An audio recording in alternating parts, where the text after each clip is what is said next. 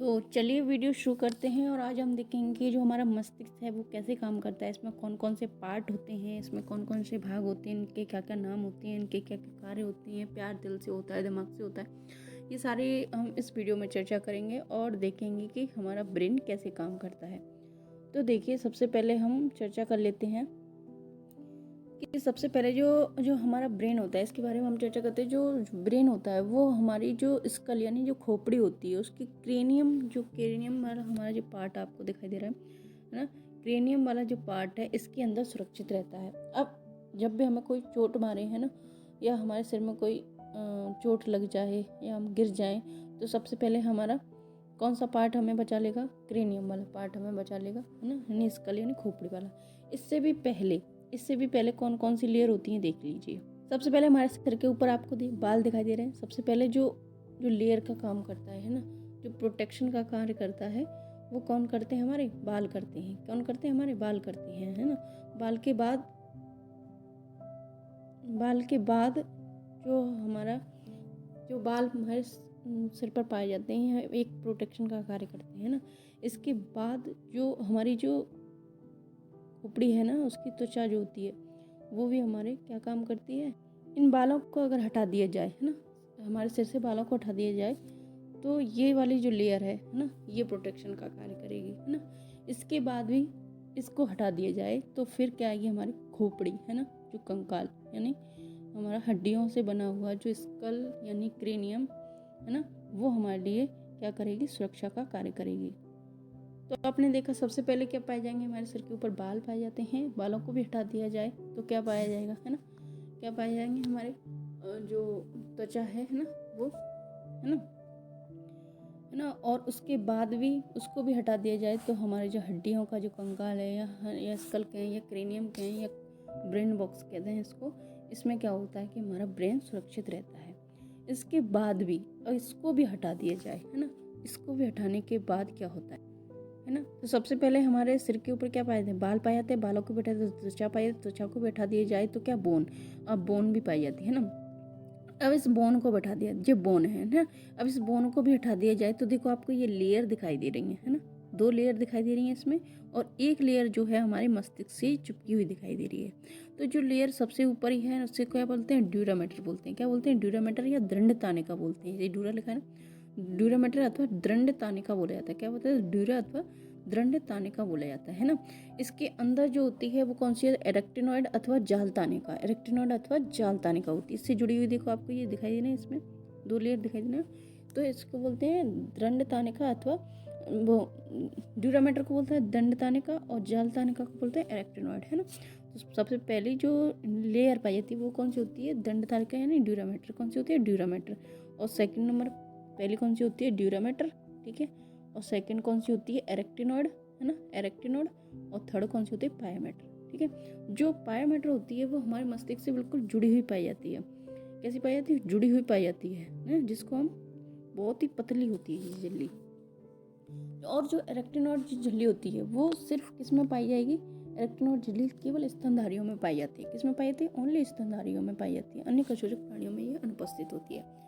और इन जो झिल्ली है ना, अगर जैसे सबसे पहले हमारा कोई चोट मारेगा तो कहाँ पर मारेगा? सिर पर मारेगा।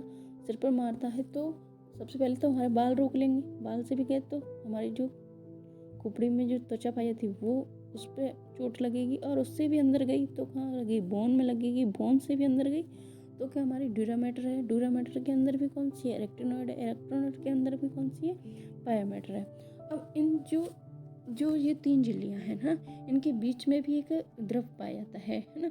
उस द्रव को क्या बोला जाता है? उस द्रव को क्या है? सेरेब्रोस्पाइनल फ्लूइड बोला जाता है। क्या बोला जाता है? सेरेब्रोस्पाइनल फ्लूइड बोला जाता है, ठीक है। जिसमें क्या होता है? ये एक तरल द्रव्य होता है जिसमें क्या पाया जाता है? प्रोटीन, ग्लूकोज, यूरिया के अलावा सोडियम, पोटेशियम, कैल्शियम के सल्फेट, क्लोराइड्स, बाइकार्बोनेट, ये सब पाए जाते हैं। अब ये क्या करता है कि जो बाह्य आघात होते हैं यानी एक्सटर्नल जो है ना शॉक होते हैं, उससे क्या करता है? ब्रेन की सुरक्षा करता है, ठीक है। और इसको प्रमस्तिष्क मेरु द्रव्य भी बोला जाता है। क्या बोला जाता है? प्रमस्तिष्क मेरु द्रव्य भी बोला जाता है। और ये मस्तिष्क को नम बनाए रखता है और सूखने से बचाता है। और ये क्या करता है, और ये करता है, ये द्रव्य जो होता है वो मस्तिष्क की बीमारियों के निदान यानी डायग्नोसिस में भी हमारी सहायता करता है। कभी कभार क्या होता है कि प्रमस्तिष्क मेरु द्रव्य की मात्रा बढ़ जाती है, यानी सेरेब्रोस्पाइनल फ्लूइड की जो मात्रा होती है वो क्या होती है, बढ़ जाती है। सेरेब्रोस्पाइनल फ्लूइड की मात्रा बढ़ जाती है। सेरेब्रो स्पाइनल फ्लूइड है ना, फ्लूइड, इसकी मात्रा क्या होती है, बढ़ जाती है ना। तो इससे एक रोग हो जाता है, जैसे कहते हैं मस्तिष्क आवरण शोध अथवा मेनिंजाइटिस रोग के नाम से जाना जाता है। किस नाम से जाना जाता है, मेनिंजाइटिस नाम से जाना जाता है। इतनी बात आपकी समझ में आई है ना। सबसे पहले हमारे क्या पाए जाएंगे, बाल पाए जाएंगे, बाल के बाद क्या पाए, त्वचा पाई जाती है, त्वचा के बाद क्या पाए जाते हैं, हड्डी पाई जाती है, हड्डी के बाद ड्यूरामेटर, ड्यूरामेटर के बाद एक्टिनोइड, एक्टिनोइड के बाद पायोमेटर, पायोमेटर, और इनके बीच में कौन सा फ्लूइड पाया जाएगा, सेरेब्रोस्पाइनल फ्लूइड अथवा कौन सा, प्रमस्तिष्क मेरु द्रव्य, कौन सा, प्रमस्तिष्क मेरु द्रव्य पाया जाएगा।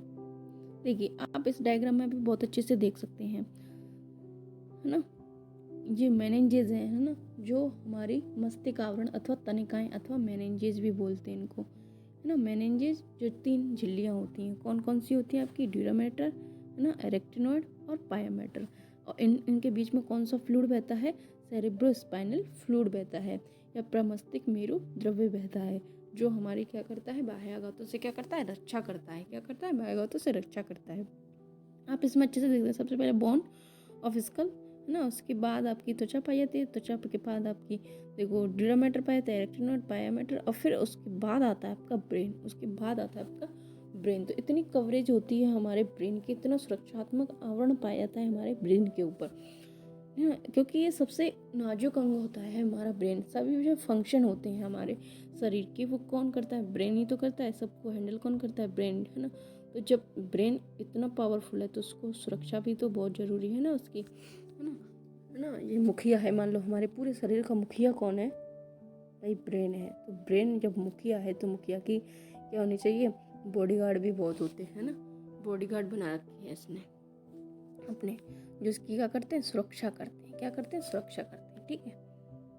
देखो रियल वाला जो आपका जो ब्रेन होता है अंदर से ऐसा दिखाई देता है ना, रियल में आप देखें तो वो थोड़ा ऐसा दिखाई देगा आपको। अब देखिए इसके सभी भागों के बारे में चर्चा कर लेते हैं। तो सबसे पहले देखिए जो ब्रेन होता है हमारा वो कैसा होता है, द्विपार्श्व सममित होता है। कैसा होता है, द्विपार्श्व सममित होता है, यानी इसको 2 बराबर भागों में क्या बांटा जा सकता है ना। और ये बाहर से अखरोट के समान दिखाई देता है ना, आपने देखा ना इसकी स्ट्रक्चर कैसी, थोड़ी अखरोट के समान जैसी है, ठीक है। और ये दिन की दृष्टि से इसमें 3 भाग होते हैं। कौन कौन से होते हैं भाई, पहला होता है फोर ब्रेन, दूसरा होता है मिड ब्रेन, तीसरा होता है हिंड ब्रेन, है ना। सबके बारे में आप चर्चा करेंगे। सबसे पहला फोर ब्रेन, ठीक है, दूसरा कौन सा, मिड ब्रेन, ठीक है, तीसरा कौन सा आपका, हिंड ब्रेन, है ना। फोर ब्रेन को बोलते हैं अग्र मस्तिष्क, और सेकंड है मिड ब्रेन, जिसमें बोलते हैं मध्य मस्तिष्क, और हिंड ब्रेन को बोलते हैं आपको पश्चिम मस्तिष्क, है ना। अग्र मस्तिष्क, मध्य मस्तिष्क और पश्चिम मस्तिष्क, ठीक है। अब इनके भाव के बारे में हम चर्चा कर लेते हैं। सबसे पहले अग्र मस्तिष्क के बारे में जानेंगे, है ना। सबसे पहले किसके बारे में जानेंगे, अग्र मस्तिष्क के बारे में जानेंगे, है ना। तो अग्र मस्तिष्क में क्या होता है, इसके 3 पार्ट होते हैं, है ना। इसका अपन वैसे देख लेते हैं, फ्लो चार्ट के द्वारा समझ लेते हैं पहले, ठीक है। देखिए इसको फ्लो चार्ट को समझने के आप मोबाइल को टेढ़ा कर सकते हैं, जिससे आपको और अच्छे से समझ में आएगा, ठीक है। तो सबसे पहले देखिए जो ब्रेन होता है, ब्रेन है ना, उसके कितने पार्ट होते हैं, 3 पार्ट होते हैं। कौन से, फोर ब्रेन, मिड ब्रेन और हिंड ब्रेन, है ना। फोर ब्रेन, मिड ब्रेन और हिंड ब्रेन, ठीक है। अब इसके बारे में देख लेते हैं कि जो फोर ब्रेन होता है उसके कितने पार्ट होते हैं। जो फोर ब्रेन होता है उसके 3 पार्ट होते हैं। कौन कौन से पार्ट होते हैं आपके, 3 पार्ट होते हैं। एक तो सेरिब्रम, है ना, देखो आपको दिखाई देगा, सेरिब्रम ना, थैलेमस और हाइपोथैलेमस, सेरिब्रम, थैलेमस और हाइपोथैलेमस। तो सबसे पहले हमें फोर ब्रेन के बारे में पढ़ना है ना। और मिड ब्रेन के इसमें पार्ट नहीं दे, वैसे ये और भी डिटेल में है, लेकिन ये शॉर्ट में दे रखा है आपके एनसीईआरटी में, तो हम इतना ही पढ़ेंगे, ठीक है। तो फोर ब्रेन के 3 पार्ट हो गए, कौन सा, सेरिब्रम, थैलेमस और हाइपोथैलेमस। मिड ब्रेन का मिड ब्रेन ही है, ठीक है। हिंड ब्रेन के 3 पार्ट हो गए, सेरिब्रम, पोन्स फेरुलाई और मेडुला ऑब्लांगेटा, है ना। वैसे तो मिड ब्रेन के भी इसमें पार्ट दे रखे हैं, कॉर्पोरा कॉर्ड जेमेनिया लेकिन हम यहाँ पर इतना नहीं पढ़ेंगे डिटेल में, थोड़ा ऐसा ही पढ़ेंगे जितना हमारी एनसीईआरटी बुक में दे रखा है, ठीक है। तो हम पहले फोर ब्रेन यानी अग्र मस्तिष्क के बारे में पढ़ेंगे, जिसमें अग्र मस्तिष्क में पहला पार्ट कौन सा है हमारा? अग्र मस्तिष्क में पहला पार्ट हमारा सेरिब्रम यानी प्रमस्तिष्क, है ना, सेरिब्रम यानी प्रमस्तिष्क। देखो आपको जो सबसे पहले ऊपर वाला जो पार्ट दिखाई दे रहा है ये प्रमस्तिष्क का ही पार्ट है ना। जो प्रमस्तिष्क होता है यानी सेरिब्रम बोला जाता है, इसको क्या बोला जाता है? है ना, प्रमस्तिष्क, है ना, या फिर सेरिब्रम बोला जाता है। अब ये मस्तिष्क का सबसे बड़ा भाग होता है। जो प्रमस्तिष्क होता है वो मस्तिष्क का कितना सबसे बड़ा भाग होता है। ये मस्तिष्क का 80% भाग बनाता है। कितना परसेंट? 80% यानी 80% भाग बनाता है। प्रमस्तिष्क एक गहरी दंड तानिका का भंज अनुलंब विदर के द्वारा दो अर्ध गोलार्ध यानी सेरिब्रल हेमिस्फीयर, है ना, कहते हैं, इसमें विभाजित रहता है ना। प्रमस्तिष्क गोलार्ध में विभाजित रहता है।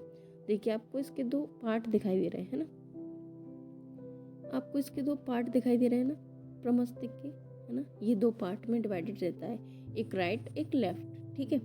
तो जो अब ये दो पार्ट है, ये दो पार्ट किसी तरह से जुड़े भी तो होंगे, है ना। तो ये जो जुड़े होते हैं उसे कहते हैं हम कार्पस कैलोसम, है ना। ये दो प्रमस्तिष्क जो गोलार्ध आपको दिखाई दे रहे हैं, है ना, और ये अंदर की ओर एक चौड़ी संयोजन पट्टी के द्वारा आपस में जुड़े होते हैं, जिसे कहते हैं कार्पस कैलोसम कहते हैं। क्या कहते हैं? कार्पस कैलोसम कहते हैं।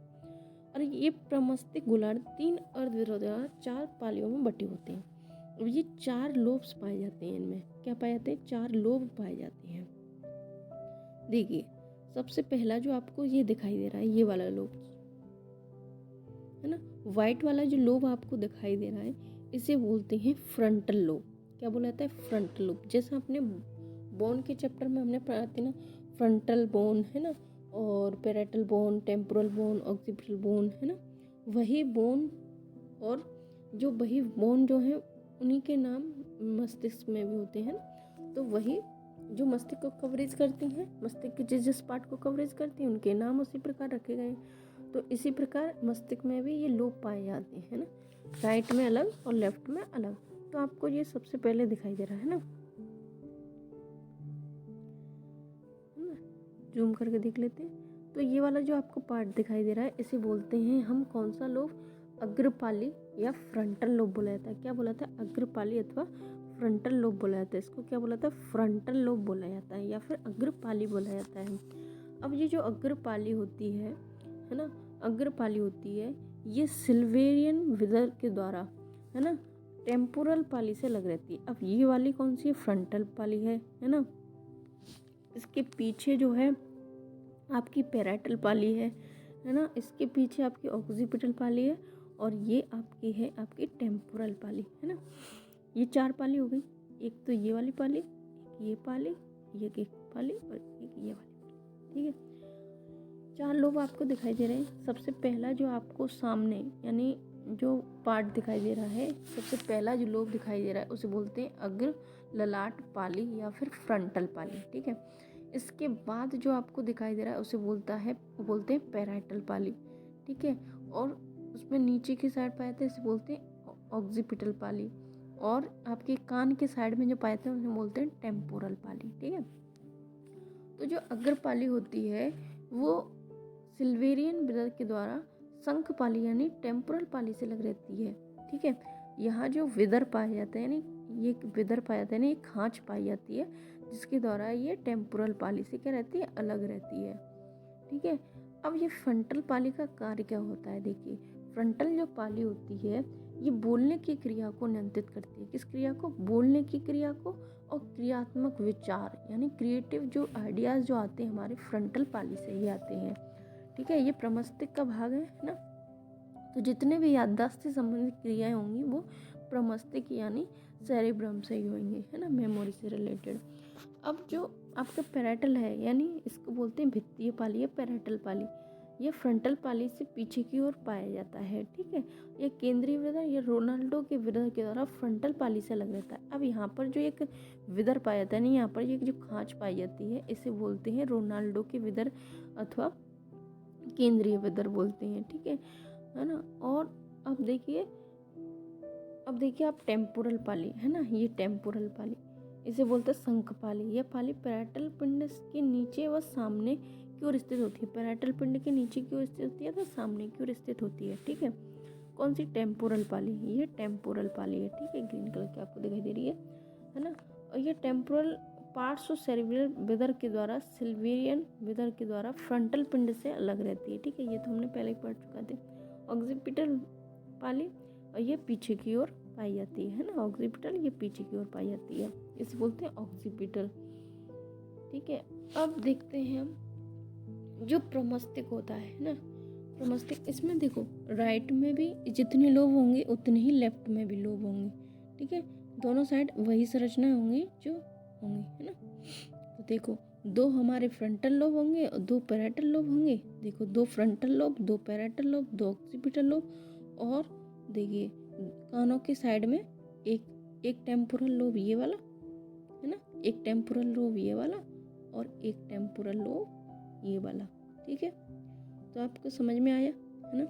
समझ में आया कि जो प्रमस्तिक है उसमें कितने लोब पाए जाते हैं। कितने लोब पाए जाते हैं? 4 लोब पाए जाते हैं। कौन कौन से लोब पाए जाते हैं, यानी कौन कौन सी पाली पाई जाती हैं? प्रमस्तिक में 4 पालियाँ पाई जाती हैं। कौन सी? अग्र ललाट पाली, वित्तीय पाली, शंख पाली, अनुकपाल पाली, या फिर बोले तो फ्रंटल पाली, है ना, पैराइटल पाली, टेम्पोरल पाली, ऑक्सीपिटल पाली। ठीक है, अब देखिए प्रमस्तिक जो होता है उसका कार्य क्या होता है। प्रमस्तिक का कार्य क्या होता है? इस पूरे भाग का कार्य क्या होता है? तो इस प्रमस्तिक का कार्य सबसे ज़्यादा होता है क्या?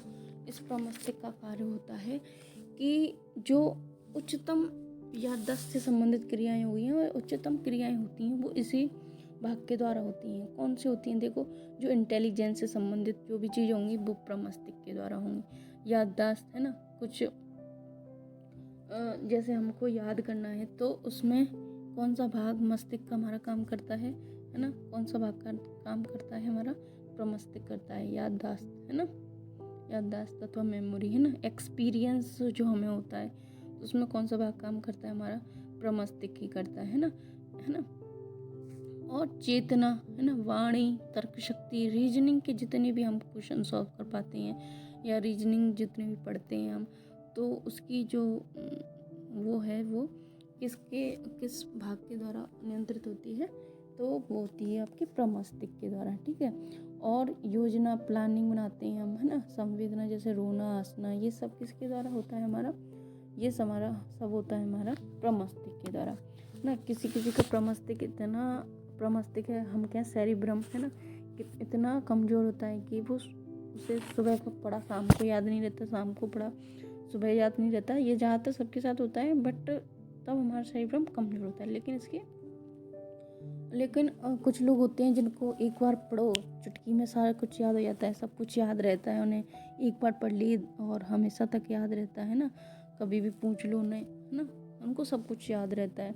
तो कुछ लोगों का सेरिब्रम बहुत तेज होता है ना, बहुत विकसित होता है, कुछ लोगों का इतना विकसित नहीं होता है ना। कुछ लोग तुरंत भूल जाते हैं, किसी को देखा और फिर सोचा कि ये कौन है, तो पूछा, भूल गए कौन है नहीं है ना।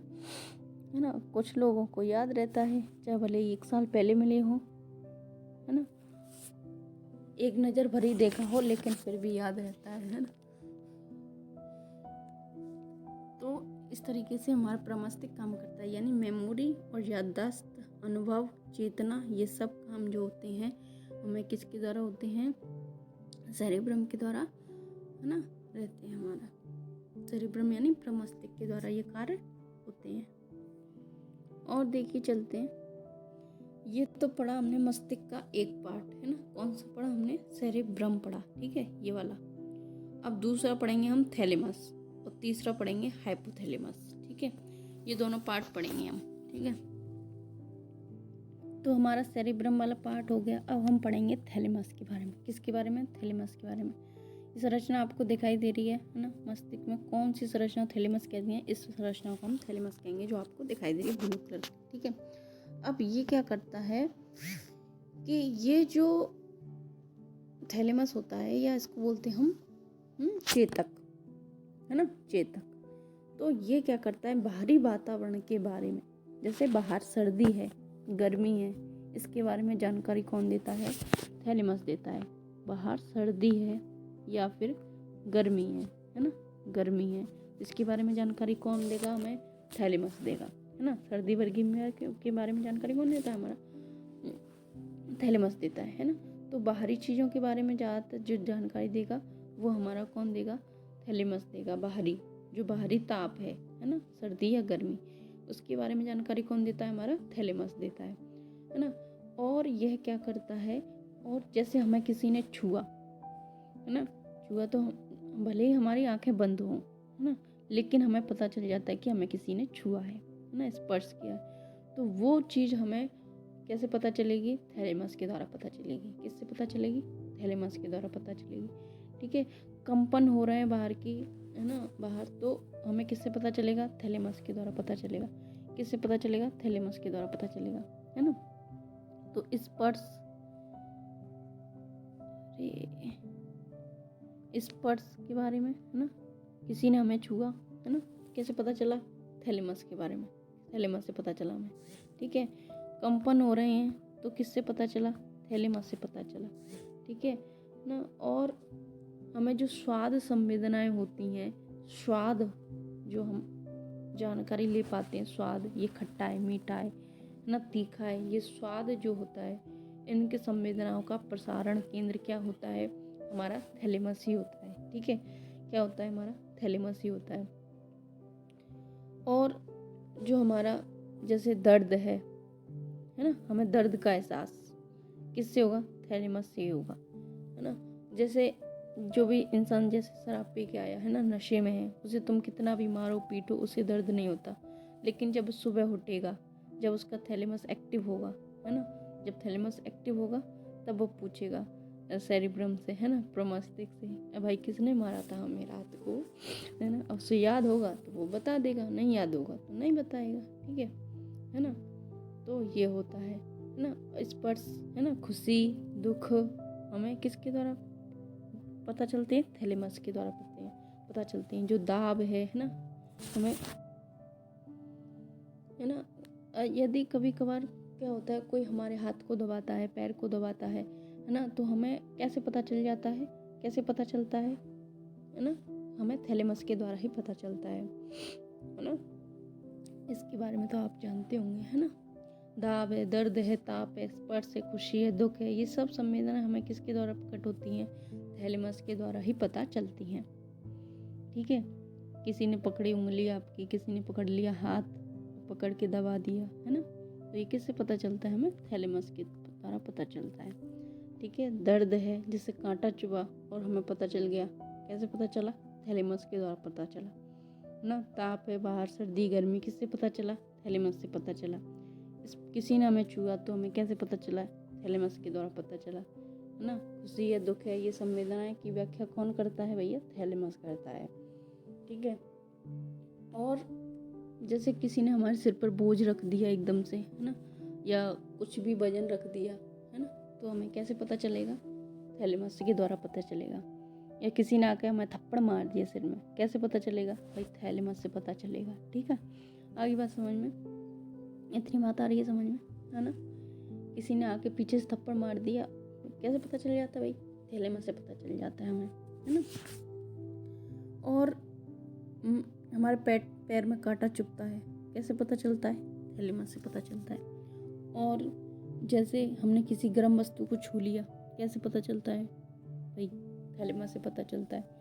हमने किसी ठंडी चीज़ को छू लिया, है ना, बर्फ़ को छू लिया, बर्फ़ ठंडी कैसे लगती है, इसका एहसास हमें कैसे हो जाता है? थैलेमस से हो जाता है। ठीक है। तो इतनी बात आपको समझ में आ रही है कि थैलेमस क्या बाहरी चीज़ों के बारे में ज़्यादा जानकारी देता है। ज़्यादातर जानकारी जो बाहरी होती हैं उनके बारे में जानकारी कौन देता है? थैलेमस देता है। बाहर सर्दी है, गर्मी है ना, किसी ने हमें छुआ, कांटा चुभा, या फिर किसी ने हमारे सिर पर चांटा मारा, है ना, दबाव रखा या कोई वजन रखा, तो हमें कैसे पता चलेगा? थैलेमस के द्वारा ही पता चलेगा। ठीक है। यानी स्पर्श, है ना, इसके बारे में जानकारी कौन देता है? हमें थैलेमस देता है। किसी ने हमें छुआ, हमारी आंखें बंद हैं, हम सो रहे हैं, लेकिन कोई हमें छूता तो हमें पता चल जाता है कि हाँ, हमें किसी ने छुआ है। ठीक है। तो इसके बारे में कैसे पता चलता है? क्योंकि हमारा ब्रेन में जो थैलेमस है वो क्या रहता है? हमारा एक्टिव रहता है। ठीक है। तो इससे हमें पता चल जाता है। अब देखते हैं हम हाइपोथैलेमस के बारे में, ठीक है। अब क्या देखते हैं हाइपोथैलेमस के बारे में। अब देखिए भाई, ये आ गए प्यार का केंद्र, है ना। प्यार जो होता है वो दिल से नहीं होता भाई, हाइपोथैलेमस से ही होता है ना। प्यार के लिए दिल को बदनाम कर दिया लोगों ने, है ना। तो देखिए आपको जो ये वाला पार्ट दिखाई, ये से क्या बोला, थैलेमस बोला है। इस वाले पार्ट को जो ब्लू कलर का, इसको हाइपोथैलेमस बोला जा रहा है। अब जो हाइपोथैलेमस होता है, ये इसको क्या होता है, ये जो थर्ड वेंट्रिकल होता है उसके फर्श बनाता है ना। और ये मस्तिष्क के अधर भाग पर ही दिखाई देता है और इसमें न्यूरॉन के लगभग 1 दर्जन केंद्रक पाए जाते हैं, ठीक है। अब हाइपोथैलेमस जो होता है वो पीयूष ग्रंथि से जुड़ा होने के कारण तंत्र को अंतःस्रावी तंत्र से जोड़ने का कार्य करता है। तो देखिए जो हाइपोथैलेमस है आपका, है ना, ये हाइपोथैलेमस और ये आपकी पिट्यूटरी ग्लैंड, ये हाइपोथैलेमस और ये आपकी पिट्यूटरी ग्लैंड जो आपको मटर के दाने जैसी दिखाई दे रही होगी, ठीक है। देखिए पेन चेंज करके दिखाती हूँ आपको, है ना।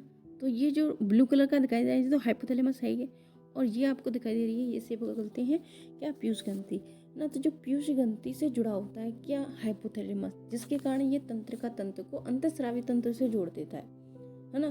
तो इसके कारण ही क्या होता है, हमें सारी सूचनाएं मिल पाती हैं। और देखो इसकी जो तंत्रिका स्रावी कोशिकाएं मोचन अथवा निरोध नामक न्यूरो हार्मोन का स्रावण करती हैं। जो हाइपोथैलेमस होता है, इसकी जो तंत्रिका स्रावी कोशिकाएं होती हैं वो रिलीजिंग और इनहिबिटरी हार्मोन का स्रावण करती है, जो पीयूष ग्रंथि के स्रावण की क्रिया को नियंत्रित करता है। जो इससे हार्मोन निकलते हैं वो पीयूष ग्रंथि के हार्मोन को क्या करते हैं, नियंत्रित करते हैं। सीधी सी बात में ये बात कही। अब इसीलिए ये इससे जो हार्मोन निकलते हैं इनका नियंत्रण जो होता है वो पीयूष ग्रंथि पर होता है। इसलिए इसको क्या कहता है, प्रधान ग्रंथि का नियंत्रक अथवा मास्टर ग्लैंड कहा जाता है। हाइपोथैलेमस को क्या बोला जाता है, मास्टर ग्लैंड बोला जाता है, मास्टर ग्लैंड बोला जाता है। जो पीयूष ग्रंथि होती है उसको मास्टर ग्रंथि बोला जाता है। अब ये मास्टर ग्रंथि का भी मास्टर है, इसलिए इस हाइपोथैलेमस को बोला जाता है मास्टर ग्लैंड बोला जाता है ना।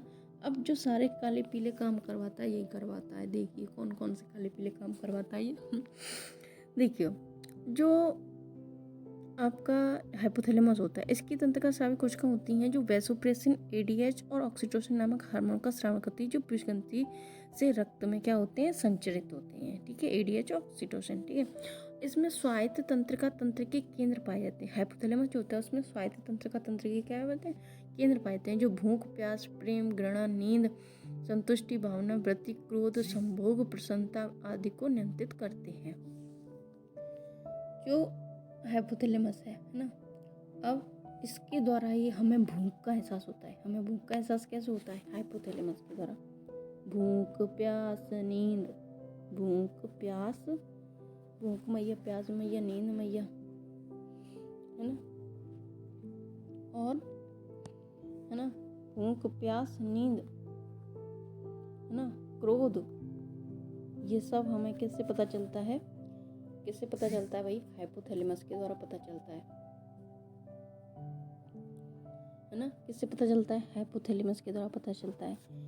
अब आइए आप सबका प्यारा सा टॉपिक, कौन सा, प्यार, है ना, लव, है ना। इसके बारे में कैसे पता चलता है भैया, हाइपोथैलेमस, ठीक है। लव, प्यार, प्रेम, जो भी कहें आप, है ना, वो कौन सा टॉपिक करवाता है भाई, ब्रेन का कौन सा भाग करवाता है, हाइपोथैलेमस। इसकी सूचना या इसका नियंत्रण जो होता है वो दिल से नहीं दिमाग से होता है। इसलिए कहते हैं ना, प्यार दिल से नहीं होता भाई, दिमाग से होता है। प्यार दिल से नहीं होता, दिमाग से किया जाता है, ठीक है। दिल का काम है ही नहीं है। दिल का काम है कि अशुद्ध रक्त को हार्ट में लेकर आना और फिर उसको फुफ्फुस तक पहुंचाना और फुफ्फुस से शुद्ध रक्त लेके आना और फिर उसको पूरे शरीर में पहुंचाना। मतलब सिर्फ ब्लड को पंप करने का कार्य होता है उसका। लेकिन उसको बदनाम पता नहीं क्यों कर दिया लोगों ने, शायद साइंस नहीं पढ़ी उन्होंने, है ना। तो दिल नहीं, अब कहना हमें तुम मेरे दिल में नहीं, तुम मेरे हाइपोथैलेमस में रहती हो। है ना? आगे से ये डायलॉग मारना, दिल में नहीं हाइपोथैलेमस में रहती हूँ, है ना? तो देखिए, मजाक की बातें ठीक है हो गई। तो आपको पता चला जो प्यार वाली फीलिंग है वो आपको, और जो फीलिंग्स फीलिंग्स जो आती हैं वो किससे आती हैं? आपको हाइपोथैलेमस से आती हैं। कुछ तो जो फीलिंग्स में क्या का रोल रहता है, आपका हार्मोन्स का रोल रहता है ना। और कुछ जो भी आपको जो एहसास होता है उनका किससे होता है? हाइपोथैलेमस के द्वारा उनका क्या होता है? नियंत्रण किया जाता है। जितनी फीलिंग्स हैं उनका, इनमें हार्मोन और हाइपोथैलेमस ही रहते हैं भाई। दिल का कोई काम नहीं है, दिल को दिमाग से निकाल दो कि दिल आपको प्यार करवाता है। दिल प्यार नहीं करवाता, ये दिमाग करवाता है सब कुछ, है ना। और हमें किसी से नफरत, है ना, प्यार कर रहा है तो वहाँ नफरत भी होगी, है ना। तो जो नफरत करते हैं हम किसी से, या घृणा, जो घृणा का केंद्र है वो भी आपका क्या है? हाइपोथैलेमस है। और क्रोध, हमें किसी पर गुस्सा आ रहा है तो वो भी हम कैसे भाई? हाइपोथैलेमस।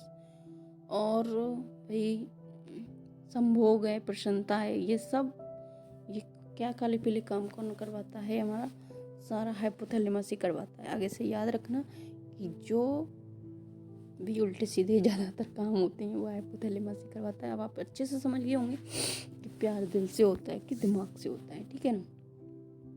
चलिए अब आगे चलते हैं। आपका देखो कौन सा टॉपिक हो गया? आपका हो गया आपका अग्रमस्तिष्क। अग्रमस्तिष्क में 3 पार्ट थे। कौन कौन से थे आपके 3 पार्ट?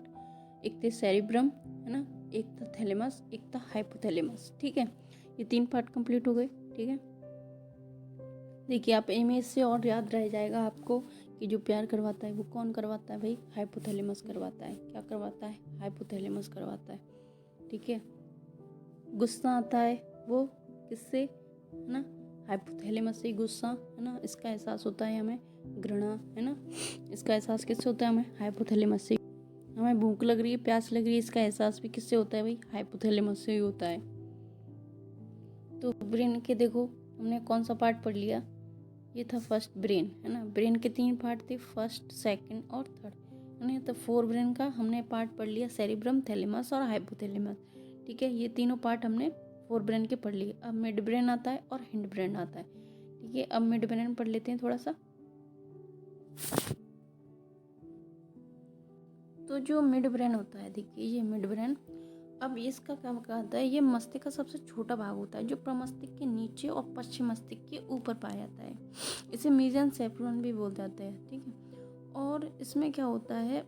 एक तो होता है क्रूरा सेरेब्राई, है ना, प्रमस्तिष्क व्रंतक, प्रमस्तिष्क व्रंतक, और एक होता है पिंड चतुष्टय अथवा कॉर्पोरा क्वाड्रिजेमिना, ठीक है।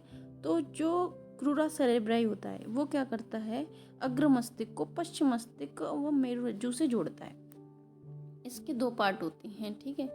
इसका जो एक पार्ट होता है वो अग्र मस्तिष्क को क्या करता है? मध्य मस्तिष्क, पश्चिम मस्तिष्क से जोड़ता है। यानी इसका जो मिड ब्रेन है, मीडिएटर है, तो इसको इससे जोड़ेगा, है ना। यानी 4 ब्रेन को हिंड ब्रेन से जोड़ता है या अग्र मस्तिष्क को पश्चिम मस्तिष्क से जोड़ता है।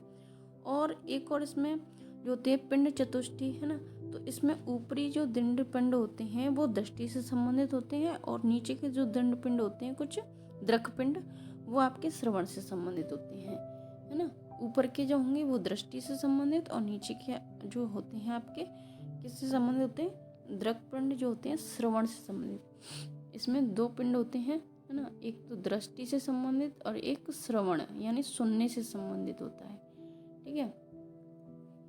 अब इनके प्रतिवर्ती केंद्र होते हैं, है ना। इनका जो कार्य है वो तो आगे हम पढ़ेंगे, है ना। हिंड ब्रेन का जो मेन कार्य होता है इसका दृष्टि और श्रवण का, वो तो आपका जो होता है